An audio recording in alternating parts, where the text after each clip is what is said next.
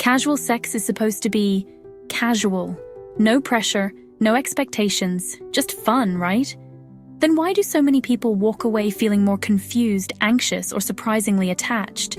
There's a reason it feels like emotional whiplash.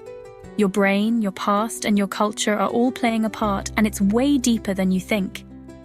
Yes, casual sex can be empowering. For some, it's a way to explore identity, recover agency, or just have a good time. But research shows that it doesn't land the same for everyone. The psychology behind these experiences is layered, with emotional history, neurobiology, and cultural scripts all influencing how we feel after that so-called casual moment. So this isn't just a video about sex, it's about what sex means to your brain, your self-concept, and your relationships. Casual sex often gets framed as fearless, as if the more people you sleep with, the more empowered you must be. But here's the uncomfortable truth. Not all confidence is real. Sometimes, it's just insecurity in a better outfit. Studies have shown that motivations for engaging in casual sex vary widely, including seeking pleasure, exploration, or affirmation of desirability. And to be fair, that's human. We all crave affirmation. But when validation becomes the main reason for sex, things can get emotionally tangled fast. Here's how the pattern usually plays out. You meet someone. There's chemistry. You're not even sure if you're into them. But the idea that they're into you, that's intoxicating. It feels exciting, electrifying, like a silent question finally being answered. Am I still desirable? But then, after it's over and they leave or don't text or just act like it meant nothing, what's left? Often a wave of doubt or confusion, or an internal voice whispering, was I just being used? Even if it was consensual, even if you wanted it too. That emotional crash isn't random. It's your brain waking up to the fact that it was never about the person, it was about what their attention said about you. Psychologists call this contingent self-esteem, when your self-worth relies on external proof, and sex, unfortunately, is one of the fastest ways to try to get that proof. But the thing about external validation is, it never lasts. It's a short-term rental, not a permanent home. So, before the next hookup, here's a question worth asking. If this didn't lead to compliments or attention or, "Are you up?" text message tomorrow, would I still feel good about this choice?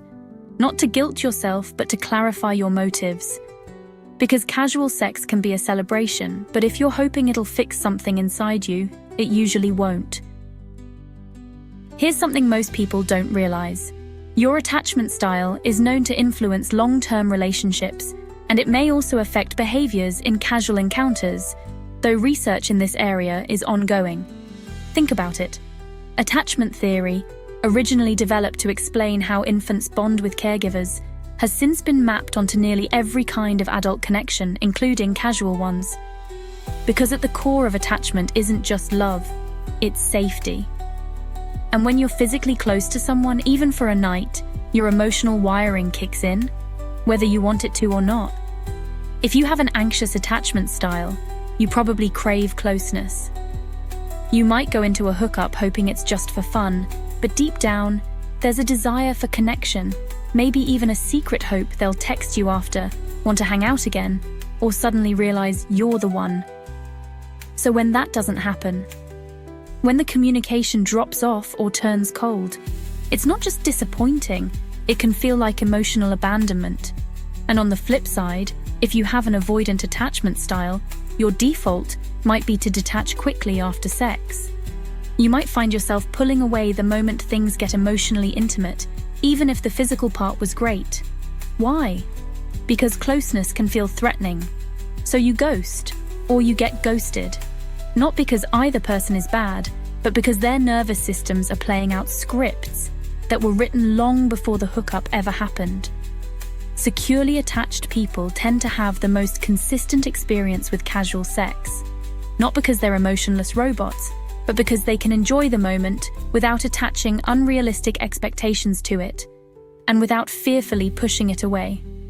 Understanding your attachment pattern gives you a predictive map for how casual sex might impact you emotionally. It's like seeing the emotional forecast before you leave the house. Hey, you might catch feelings, or panic, or both. And that knowledge, it gives you power.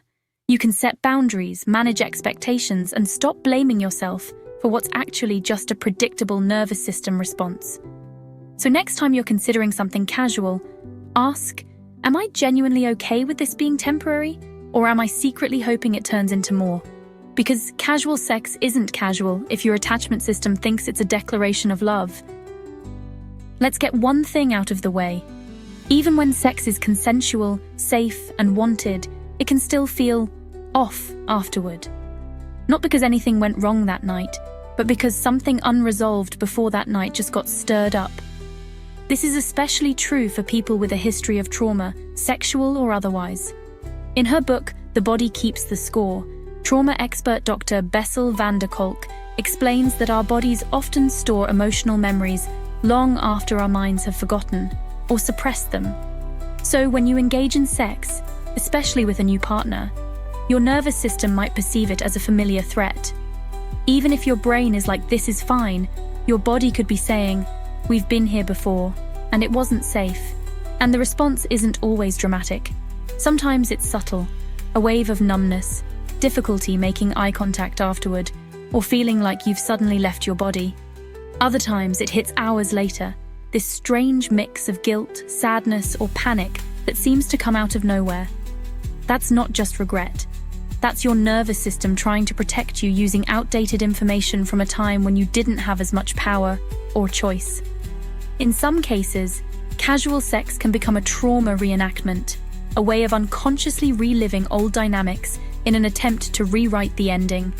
But instead of healing, it can deepen the wound, especially if you're left feeling used, unseen, or silenced again. This isn't about blaming the act of sex. It's about recognizing that healing isn't linear, and that sometimes emotional landmines don't show up until you step on one. That's why therapists often recommend doing a gentle internal check-in before a hookup. Is this something I want in this moment, or something I'm using to cope? Do I feel safe in my body right now? Am I doing this from a place of wholeness or emptiness? The more honest those answers, the more likely you are to walk away feeling grounded instead of fragmented. Because healing isn't about avoiding sex, it's about making choices your nervous system can actually handle. Hey, quick pause. If you're into this kind of deep, no BS look at psychology and relationships, hit like, subscribe, and turn on that notification bell. We've got a lot more coming your way. Here's a fun biological plot twist. Your body might be trying to turn your hookup into a relationship without your permission. During physical intimacy, especially orgasm, our brains release oxytocin, often referred to as the bonding hormone, which is associated with promoting social bonds and trust. This made evolutionary sense when sex often led to parenting. Bonding increased the odds of co-parent survival. But here's the tricky part. Your brain doesn't differentiate between casual and committed. So even if your mind is saying, I'm chill, your biology might be going, this is our person now. That's why people sometimes feel strangely connected to someone they barely know. It's not always about love, it's often about neurochemistry. Oxytocin's effects can differ based on hormones, personal history, and emotional state, but its presence is real. So if you've ever felt unexplainably attached after a hookup, it might not be your heart, it might be your hypothalamus. The more you understand the chemistry, the easier it becomes to manage the feelings without guilt. It's not weakness, it's wiring. Sometimes the aftermath of casual sex isn't just emotional, it's social. We live in a culture that pushes conflicting messages. Be sexually open, but not too open. Explore your desires, but don't let them define you. And definitely don't enjoy it too much.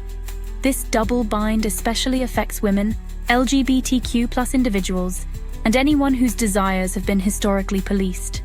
Even when the sex is consensual and satisfying, people may still feel guilt, not because of the experience itself, but because of internalized stigma.